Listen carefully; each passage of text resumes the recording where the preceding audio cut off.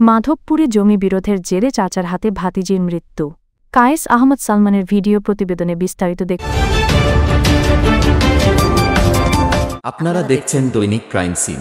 হবিগঞ্জের মাধবপুর উপজেলার ছাতিয়ান ইউনিয়নের এক্তিয়ারপুর গ্রামে জমি সংক্রান্ত বিরোধের জেরে আপন চাচার হাতে প্রাণ হারিয়েছে সুমাইয়া নামে 10 বছরের এক চতুর্থ শ্রেণীর ছাত্রী। মর্মান্তিক এ ঘটনা ঘটেছে মঙ্গলবার সকাল 8:30টার দিকে। স্থানীয় সূত্রে জানা গেছে, এক্তিয়ারপুর গ্রামের বাসিন্দা বেনু মিয়ার সঙ্গে তার ছোট ভাই রেনু মিয়ার দীর্ঘদিন ধরে জমি নিয়ে বিরোধ চলছিল। এ নিয়ে দুই পরিবারের মধ্যে প্রায় বাকবিতণ্ডা ও উত্তেজনার সৃষ্টি হতো।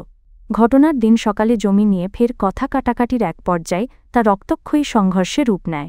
সংঘর্ষ চলাকালে বেনু মিয়ার মেয়ে সুমাইয়া চাচা রেনু মিয়ার হাতে ধারালো অস্ত্রের আঘাতে গুরুতর আহত হয়।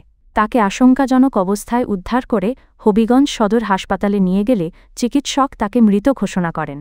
মাধবপুর থানার অফিসার ইনচার্জ ওসি আবদুল্লাহাল মামুন ঘটনার সত্যতা নিশ্চিত করে জানান, ঘটনাস্থলে পুলিশ পাঠানো হয়েছে।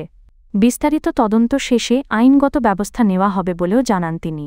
সুমাইয়ার অকাল মৃত্যুতে এলাকায় শোকের ছায়া নেমে এসেছে।